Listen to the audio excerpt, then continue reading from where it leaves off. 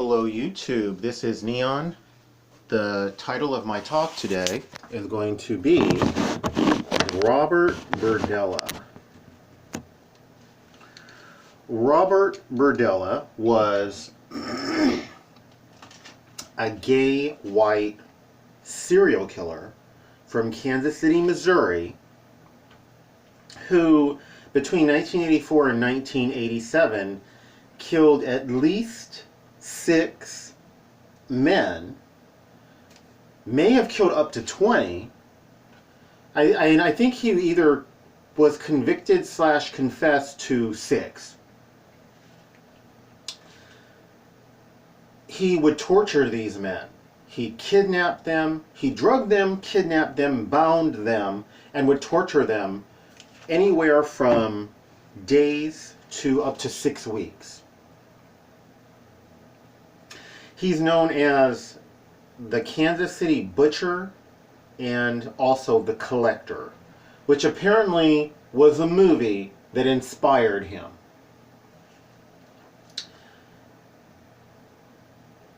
After torturing, raping, and torturing these poor angels in every way, shape, and form, and raping them in many different and perverse ways, he would ultimately cut these gentlemen's bodies up in pieces, dispose of them in large plastic bags, and put them out for the trash man to pick up. And it so happened that from his window he could see the trash people picking up the trash, so he could shoo away dogs, for example, that would smell that there was raw meat in these in the trash. He can make sure that nobody opened these bags. All of this it's ghastly and it's horrible. I think I said already that this man, Robert Berdella, that he mainly killed gay white men, but he also did kill straight white men. And of course he would manipulate and drug them. He would find different ways of drugging them or rendering them unconscious one way or another, whether he manipulated them or snuck up on them. His MO varied. All of this is horrifying, it's shocking, it's disgusting, it's terrifying. I mean, I can't tell you how many guys I've gone home with to mess around with. You know, every time we do that with a stranger, we do put our lives in danger. So it hits home for me personally.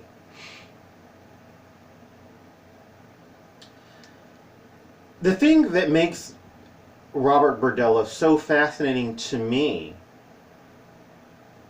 amongst serial killers, it's not everything that I just said. It's not the brutality and the torture, his sadism, his sexual sadism, and all of this, the horrible things that he did to these beautiful men.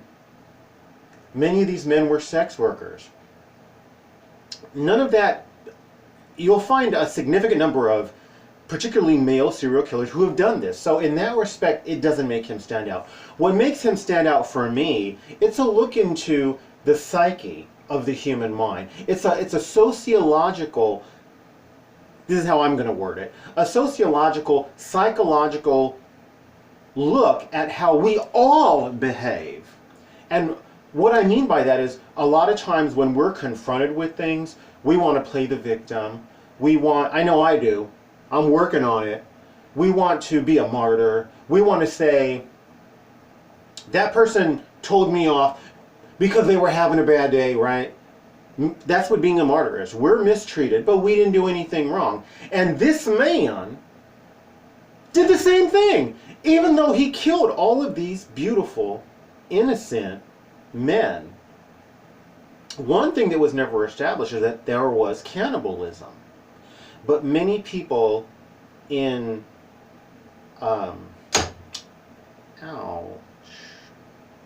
in the Kansas City area, many people in the media, many people thought he cannibalized these men as well.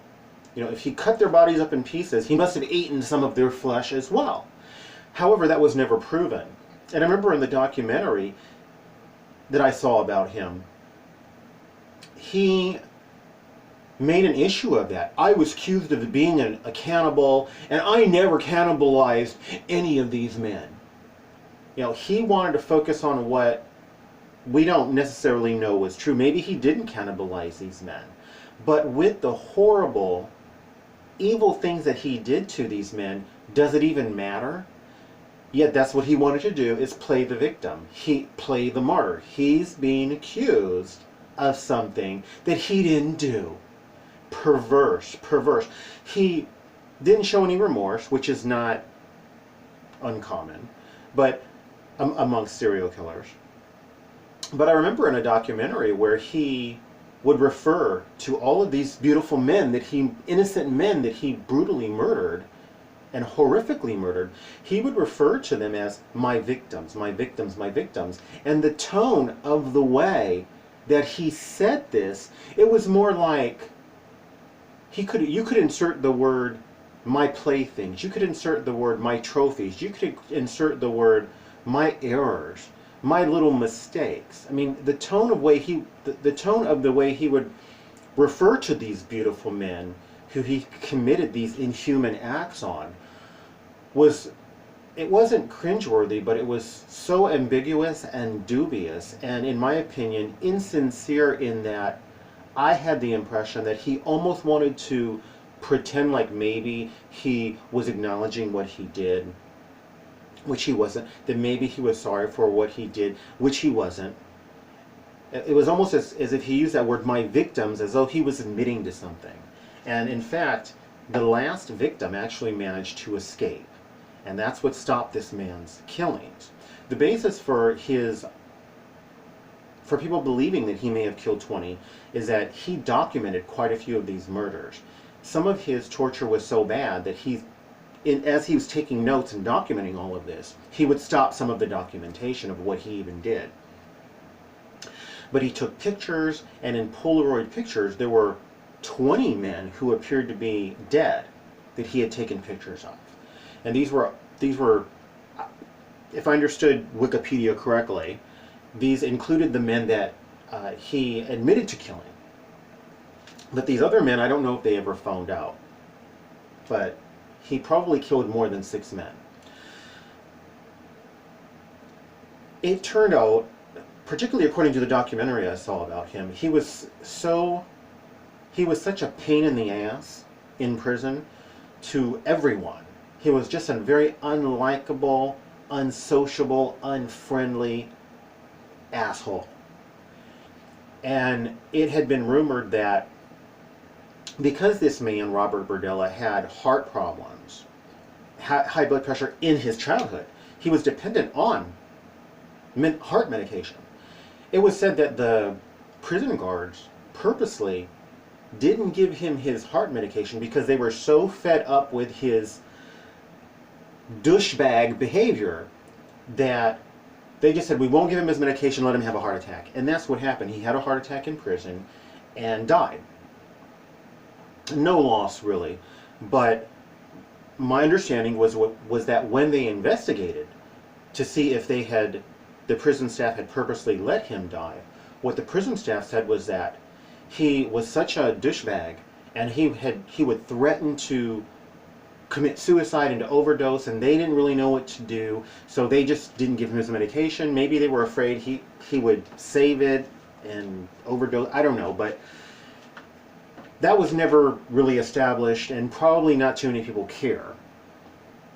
But that whole thing of human behavior, how we try to minimize what we do when we mess up, how we try to play the martyr when we're confronted with things, how we try to look at whatever aspect of what we're being confronted about and focus on the aspect that maybe is not proven or maybe is incorrect and act like everything else doesn't matter. I know all of this stuff that I'm saying, I do this, and I'm working on it. I want to be a man of character and a man of integrity. I'm working on this. But as I saw this documentary on Robert Berdella and saw how he was doing this in interviews, trying to make himself look like he wasn't really that bad, and all the things that I just mentioned, these psychological and these sociological and this human behavioral thing that I noticed that all people do, even though most people aren't serial killers. Most people that I've seen, when they're confronted with something, they behave the same way. They focus on the aspects of that confrontation that maybe are not proven, or as I said before. So I found that to be fascinating, the fact that this evil person was, ultimately was still a human and used these behavioral, sociological, these, I don't know the exact word, ways of interacting with people and not taking responsibility. And so that's why I decided to talk about Robert Berdella. So if you like this video, oh, one last point.